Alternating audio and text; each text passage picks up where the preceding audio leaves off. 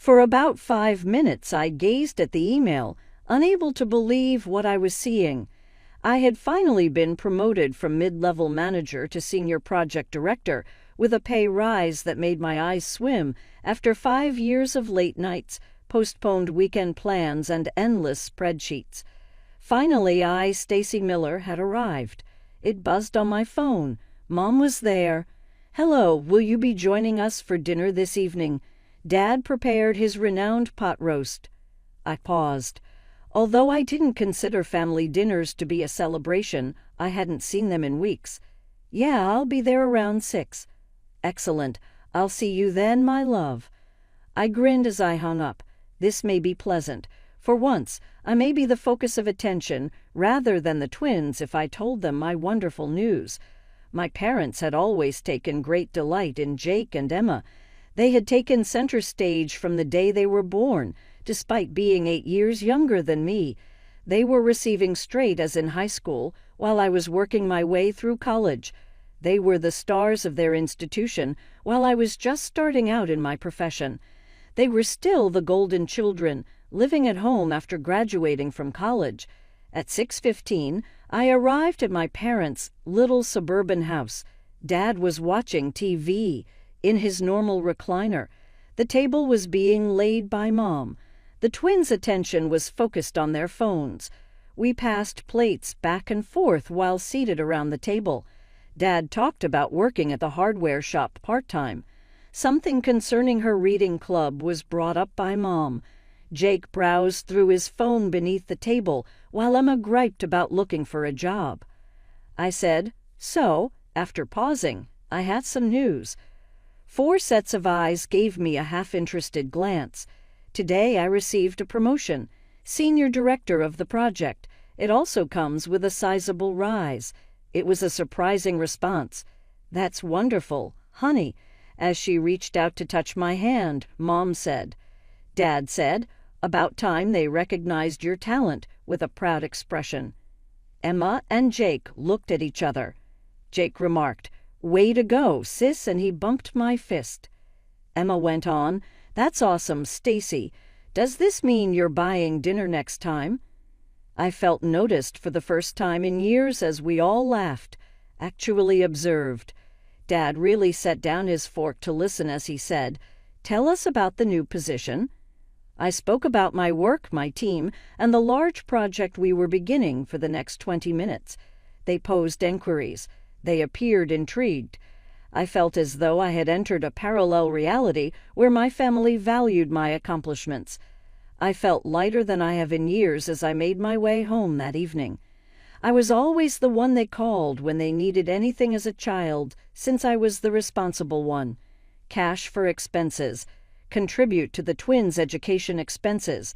A replacement refrigerator after theirs malfunctioned. I never really mind assisting. However, receiving recognition for anything other than my checkbook was pleasant. The next few weeks were a blur. I threw myself into work with renewed energy. My team was incredible, smart, dedicated people who were excited about our new project. If we pulled it off, it would mean millions for the company. Then the calls started coming. "Stacy, honey, can you help us with the property tax bill? It's higher than we expected this year." "Hey sis, my laptop died. Can you spot me $200 until I find a job?" "Stacy, dear, the car needs repairs. Your father's hours got cut again." Each request was reasonable. Each amount was manageable, and each time I transferred the money without hesitation. They were my family after all. The twins started texting me regularly, which was new. They'd never shown much interest in my life before. Now they wanted to know how my day was, what I was working on, if they could come over for dinner. "Your place is so much nicer than Mom and Dad's," Emma said one evening, sprawled on my couch after demolishing the pasta I'd made. "Yeah, and your fridge is always full," Jake added, helping himself to another beer. "Must be nice having all that money," Emma said, examining her nails. I laughed it off, but something about her tone made me uneasy. "I work hard for it," I reminded them. Sure, Jake said, pulling out his wallet. Speaking of which, can I borrow 100? Car insurance is due." I handed him the cash without comment. What else could I do? They were family. 3 months into my new role, we completed the big project ahead of schedule. The client was thrilled. The company made a fortune. My team got the recognition they deserved. I received a substantial bonus, enough for a down payment on my own place. That night, I opened a bottle of wine and called my realtor friend, Derek. "I want to buy a place," I told him. "Something in the city. Good neighborhood, nice layout. I've got enough for a decent down payment now." "About time," Derek said. "Let me see what I can find." I didn't tell my family about my plans. I wanted it to be a surprise, something to celebrate. For once, I'd be putting myself first, and I couldn't wait to see their reactions. For the next month, Derek sent me listings almost daily. Some were too small, others too far from work, and many were way outside my budget, even with the bonus. But finally, he found it. The perfect apartment in the heart of downtown, Derek said as he unlocked the door. "It's got everything you wanted." I stepped inside. 2 bedrooms, open layout, and the view. I walked to the windows and gasped. The city skyline stretched before me, glittering in the afternoon sun. The kitchen had gleaming countertops and new appliances. The master bedroom was spacious, with a walk-in closet. It was everything I dreamed of. "What's the catch?" I asked, certain there had to be one. Derek shrugged. "No catch. Owner's relocating overseas and needs to sell quickly. If you want it, we should move fast."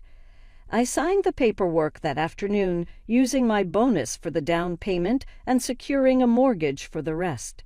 For the first time in my life, I owned something substantial, something that was just for me. Meanwhile, the calls and texts from my family continued to increase. "Stacy, your father's back is acting up again. We need to hire someone to mow the lawn," Mom said one evening. "How much?" I asked automatically, already reaching for my banking app. "Just 300. You're such a good daughter." 2 days later, Jake texted me asking for money to fix his car. The day after that, Emma needed cash for a job interview outfit.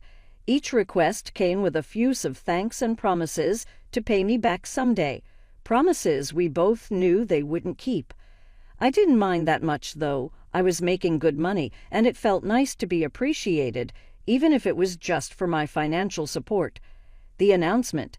Saturday morning, I woke up filled with excitement. I was going to tell my family about the apartment. I imagined their reactions, surprise, joy, maybe even a little pride in what I'd accomplished. I spent the morning baking Mom's favorite lemon bars to bring over. When I arrived, the house was quiet. Dad was dozing in his recliner, the TV, murmuring in the background. Mom was at the kitchen table, sorting through bills with a furrowed brow. The twins were nowhere to be seen. They went out with friends, Mom explained when I asked. Should be back for dinner, though. I helped Mom prepare the meal, chopping vegetables while she marinated the chicken. We chatted about neighborhood gossip and her book club, easy conversation that required little effort. Dad eventually woke up and joined us, talking about a project he was working on in the garage. It was almost normal, almost like we were a regular family, without the undercurrents of expectation and obligation. The twins burst through the door at 6, bringing with them a wave of energy and noise. They bickered about something that had happened, barely acknowledging my presence, until Mom announced that dinner was ready. The moment of truth. Around the table, I listened to them talk about their day, waiting for the right moment. Finally, during a lull in conversation, I pulled the folder with my new apartment documents from my bag. "I have some news," I said, unable to keep the smile off my face. "I bought an apartment. I used my bonus for the down payment." I slid the papers onto the table, showing them photos of my new place. It's downtown, close to work. 2 bedrooms. Great view. I move in next month. The silence that followed was deafening. Mom and Dad exchanged a look. Jake's fork paused halfway to his mouth. Emma's smile froze. Dad cleared his throat. "Don't you think you should have consulted with us first, Stacy?" I blinked, confused. Why would I need to consult with you about buying my own apartment? "Because we're family," Mom said, her voice taking on an edge I rarely heard, "and families make important decisions together." "But it's my money," I said slowly. "That bonus could have been put to better use," Dad said, pushing his plate away. "The house needs a new roof, and Jake is still paying off his student loans." I stared at them, unable to believe what I was hearing. "I've been helping you guys for years," I said. "I paid for part of the twins' college tuition. I send you money every time you ask." "And we're grateful," Mom said, though her tone suggested otherwise. "But this seems selfish, Stacy." The word hung in the air between us. Selfish. Because I'd finally done something for myself after years of putting their needs first. Emma wouldn't meet my eyes. Jake suddenly found his phone fascinating. Dad stared at his plate, jaw clenched. The rest of the dinner passed in uncomfortable silence. I tried to start conversations but was met with one-word answers or nothing at all. When I stood to leave, no one tried to stop me. "I guess I'll see you later," I said at the door. Dad grunted. Mom gave a tight nod. The twins didn't even look up.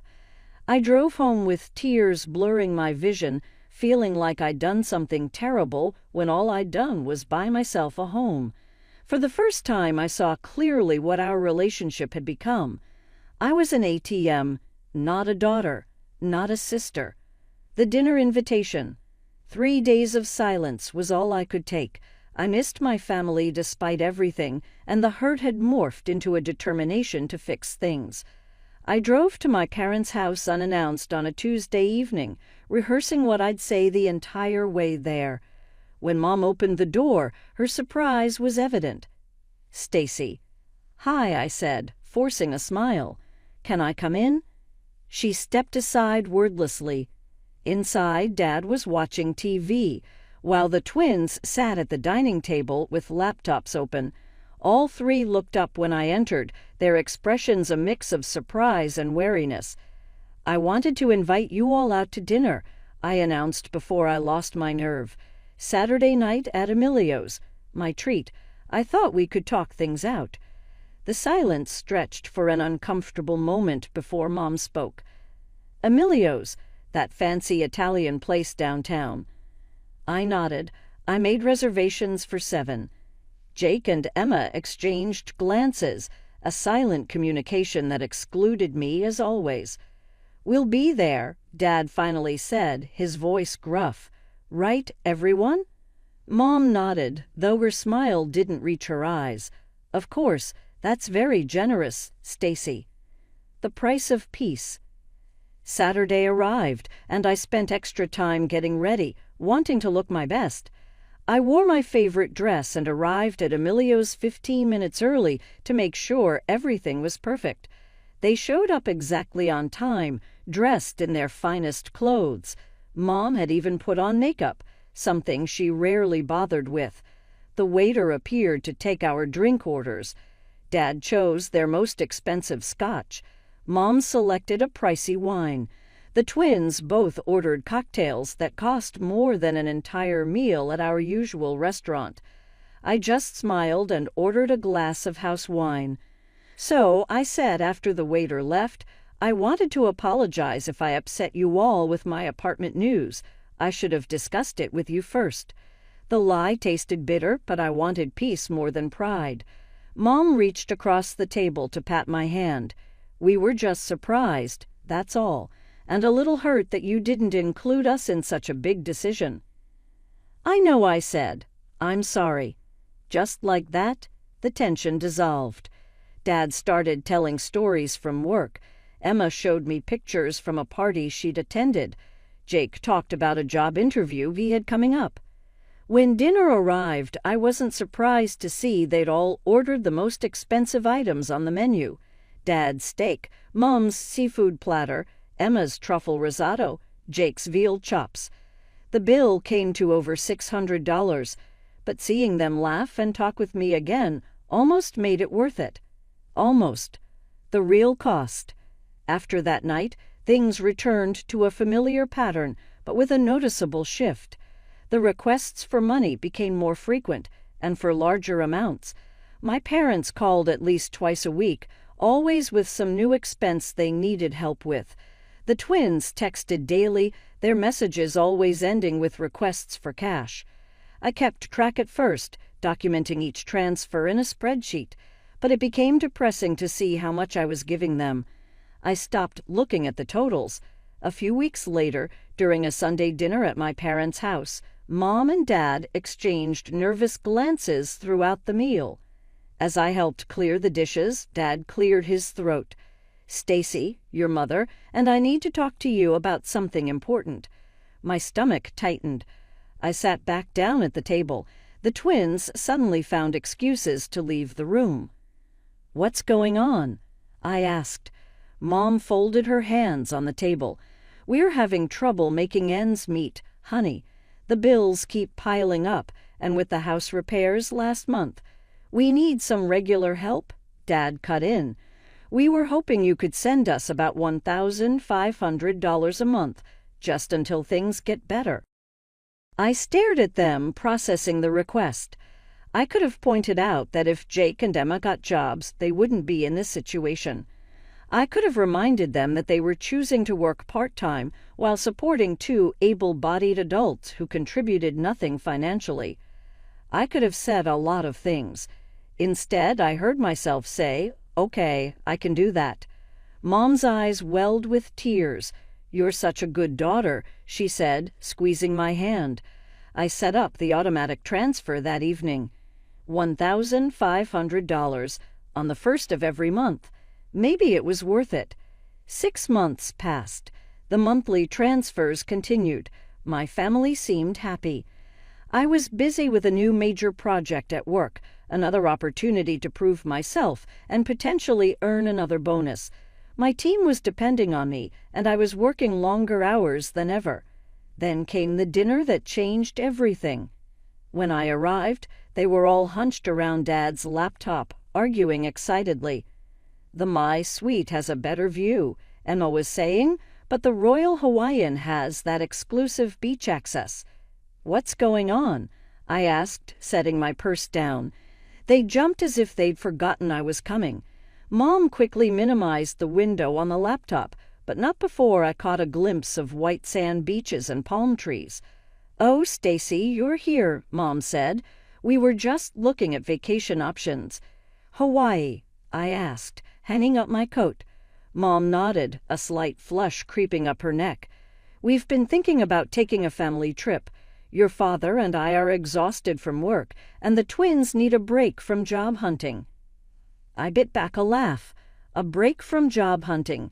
They've been out of college for over a year. Jake shot me a glare. It's not easy to find good jobs these days. Emma cut in.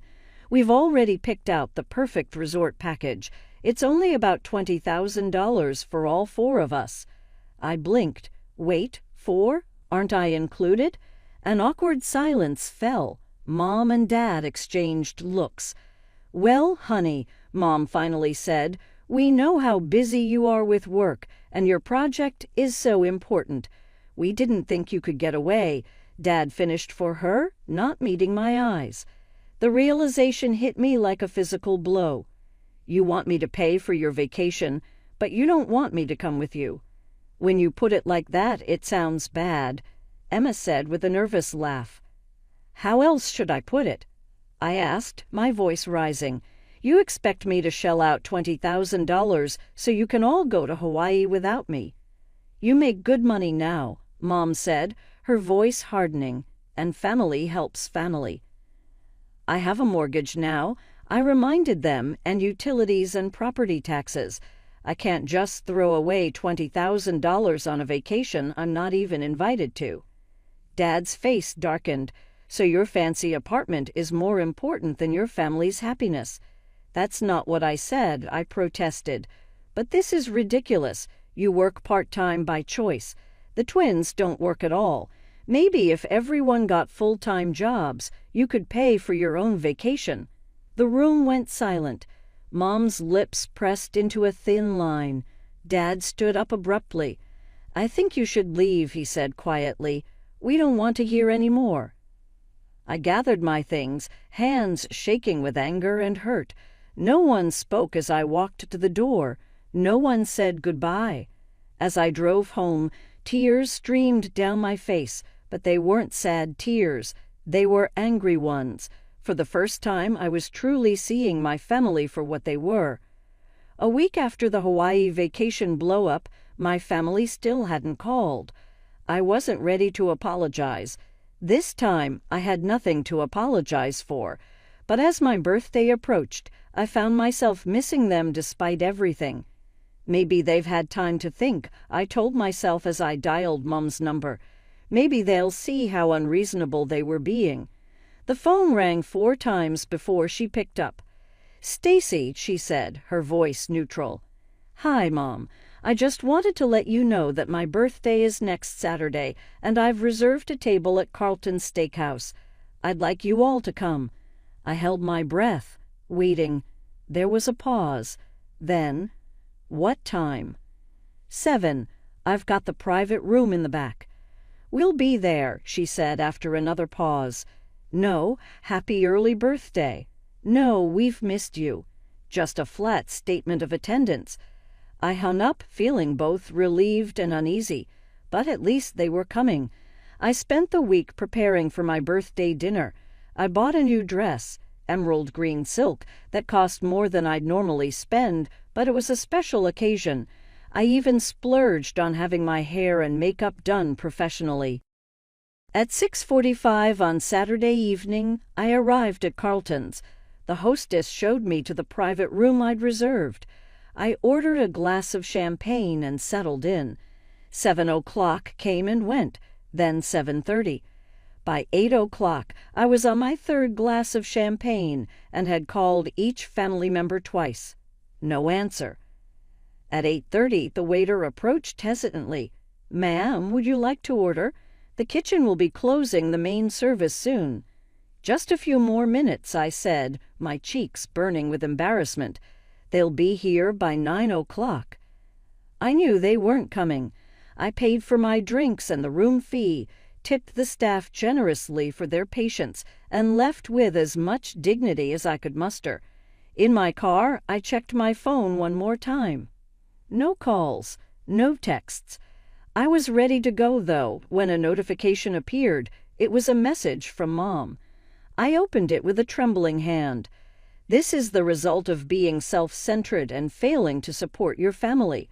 Perhaps you will reconsider your decision to refuse us the next time. Cheers to your birthday." Unable to believe what I was reading, I gazed at the letter. On my birthday, they had purposefully humiliated me in order to discipline me for failing to cover their vacation expenses. I was in a haze as I drove home, my thoughts alternating between anger and hurt. I poured myself a glass of wine and kicked off my heels as soon as I arrived at my flat. Whispering, "Happy birthday" to me, I held my glass out to my empty living room. I then canceled the automated $1,500 monthly payment to my parents by opening my banking app. As I hit confirm, I experienced an odd sense of serenity. Not remorse, not fear, only relief. The following week was filled with work and peaceful nights spent by myself. No family calls, don't text, no emails. It was quiet, although a little isolating. That is, until my phone burst with alerts the next Sunday. Mom, Dad, Jake, and Emma's missed calls, voicemails, text messages, all in the course of 1 hour. I spent the entire day ignoring them in favor of finishing a report for work, but by nightfall my curiosity overcame me. I heard the initial voicemail. "It's Mom, Stacy. This month, the funds did not reach our account. There must be an error. Give me a call back right now." The second, "We're waiting for your call, Stacy. According to the bank, there are no outstanding transfers. This is a severe matter." Mom became agitated after the fifth message. Tomorrow is when our bills are due. How do we proceed? Give us a ring immediately. I called back after waiting until 10 o'clock. On the first ring, Mom answered, "Where have you been? We have spent the entire day attempting to contact you. The funds did not arrive. We have invoices for utilities."